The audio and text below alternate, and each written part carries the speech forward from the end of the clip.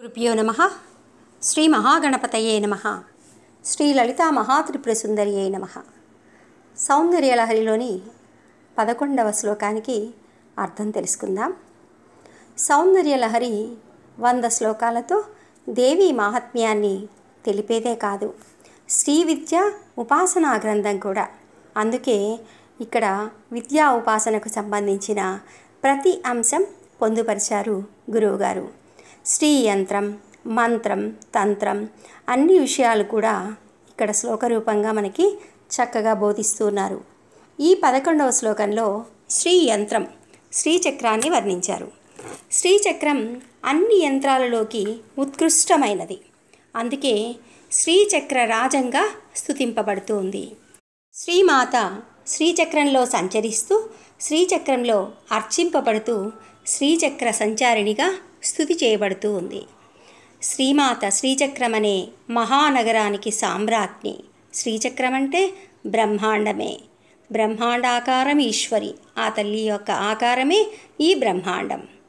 శ్రీచక్ర నిలయగా శ్రీచక్రమందే అమ్మ నివసిస్తూ ఉంటుంది.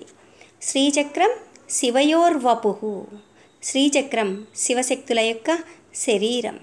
ఈ శ్రీచక్రమే శివశక్తులకు విహారస్థానం కూడా. ఈ శ్రీచక్రం శివశక్తుల మయం.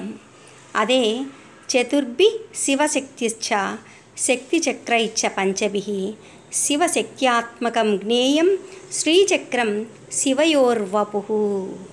చక్రం శివశక్తులమయం. ఇందులో శివచక్రాలు 4, శక్తి చక్రాలు 5. మన ఈ శ్లోకం 11వ శ్లోకంలో కూడా ఈ విషయాన్నే వివరించారు. చతుర్భి శ్రీకంఠైః శివయువతిభిః పంచభిరపి అంటూ. చతుర్భి శ్రీకంఠై 4 శ్రీకంఠుడి చక్రాలు అంటే శివస్వరూపాలు 4, శక్తి స్వరూపాలతో ఉన్న చక్రాలు 5. మొత్తం శ్రీచక్రంలో ఉన్న చక్రాలు 9. సృష్టికి మూల కారణమైన 9 యోనులు, నవయోనులకు ప్రతీకగా ఇక్కడ 9 చక్రాలు చెప్పబడుతూ ఉన్నాయి. వీటినే నవధాతువులు అంటారు. మూల ప్రకృతి అంటే ఈ జగత్తుకు మూలాధారమైనది. ఈ మూల ప్రకృతులు ప్రపంచానికి మూల కారణం కనుక వీటిని యోనులు అని, ధాతువులు అని కూడా పిలుస్తూ ఉంటారు.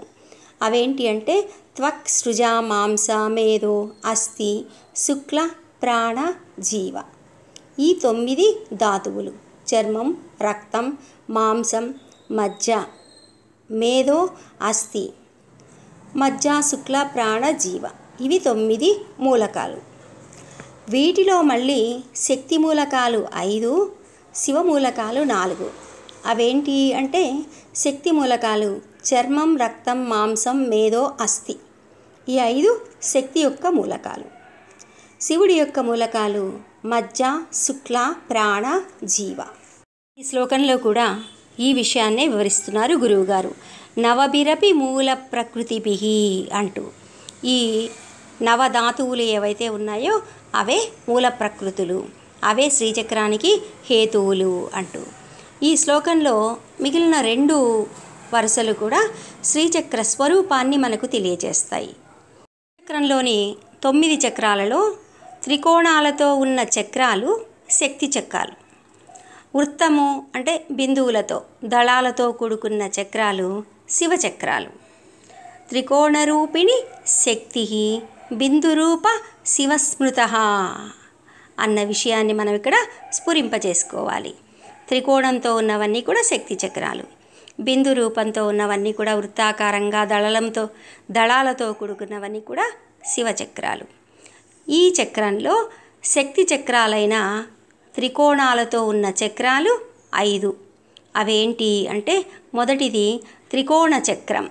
త్రికోణ చక్రం దీన్నే సర్వసిద్ధిప్రద చక్రం అంటారు. తరువాత అష్టత్రికోణాలతో ఉన్న చక్రం, అది సర్వరోగహర చక్రం అని పిలుస్తారు. తరువాత 10 త్రికోణాలతో ఉండే 2 చక్రాలు ఉంటాయి. దాన్ని దశారద్వయంగా పిలుస్తారు. దశారద్వయం ఇవి ఒకటేమో సర్వ రక్షాకర చక్రం, ఇంకోటి సర్వ అర్థసాధక చక్రం, సర్వార్థ సాధక చక్రం. ఆ తర్వాత చతుర్దశారం 14 త్రికోణాలతో ఉండే చక్రం.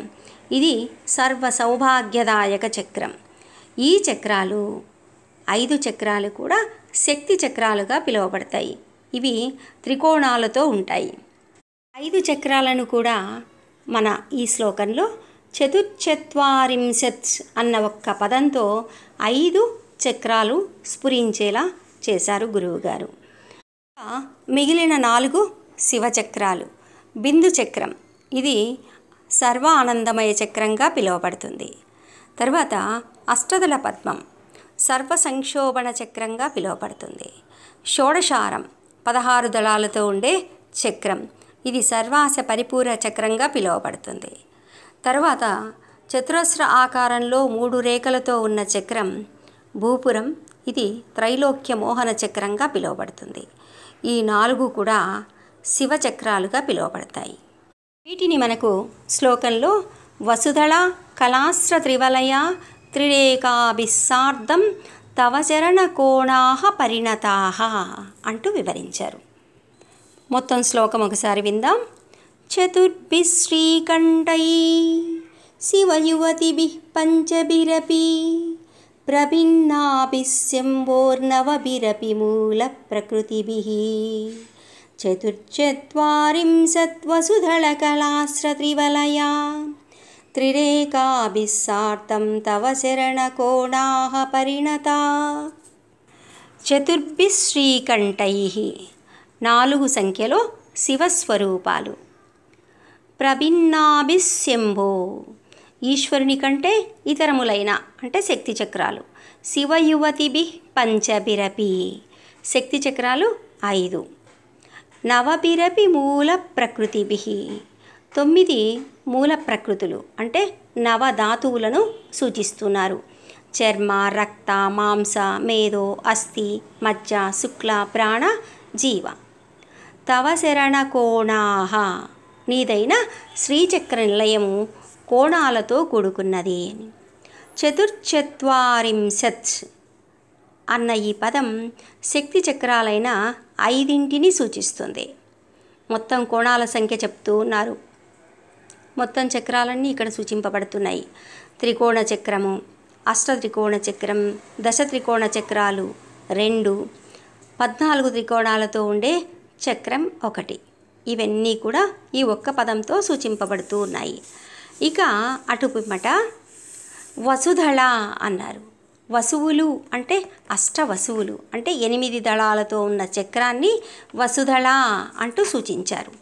తర్వాత కళాస్ర కళలు 16 చంద్రుడి యొక్క కళలు 16 దళాలతో ఉన్న సర్వాస పరిపూరక చక్రం. త్రివలయం 3 వలయాలతో కూడుకున్నది. ఆ 3 వలయాలు స్థూల సూక్ష్మ కారణ దేహాలు, భూత భవిష్యత్ వర్తమాన కాలాలు, సత్వరజో తమో గుణాలని ప్రతిబింబిస్తూ ఉంటాయి. త్రిరేకాభిః అంటే 3 రేఖలతో కూడుకున్న చతురస్రం ఉంది కదా, మొదటి ఆవరణగా పిలువబడుతుంది త్రైలోక్య మోహన చక్రం. ఆ చక్రాన్ని సూచిస్తున్నారు. ఇలా తవ శరణ కోణాహ పరిణతాహ నీదైన శ్రీచక్రం ఈ విధంగా పరిణతి చెందింది, ఏర్పడింది అంటూ ఇక్కడ మనకి స్వామివారు శ్రీచక్ర స్వరూపాన్ని అమ్మవారి యొక్క ఉపాసనలో అత్యంత కీలకమైన భాగం శ్రీ యంత్రం, శ్రీచక్రం. ఆ శ్రీచక్రం యొక్క స్వరూపాన్ని, దానికి కారణమైన నవ ధాతువులను మనకి ఈ శ్లోకం ద్వారా స్ఫురింపచేస్తూ ఉన్నారు. ఒకసారి శ్లోకం యొక్క భావాన్ని చూద్దాం. తల్లి, నీకు నిలయమైన శ్రీచక్రమునందు శివకోణాలు 4, శక్తి కోణాలు 5. శ్రీచక్రానికి మూల కారణమైన 9 మూల ప్రకృతుల చేత అష్టదళ పద్మం, షోడశదళ పద్మం, త్రివలయం, భూపురత్రయాల చేత మొత్తము 43 త్రికోణాలు గల చక్రం. ఆ తర్వాత శ్రీచక్రాన త్రికోణ చక్రం, అష్టకోణ చక్రం, దశకోణద్వయం, చతుర్దశారాలు అయిన 5 శక్తి చక్రాలు కలిసి నవచక్రాత్మకమైనది ఈ శ్రీచక్రం అంటూ శ్లోకంలో వివరించారు.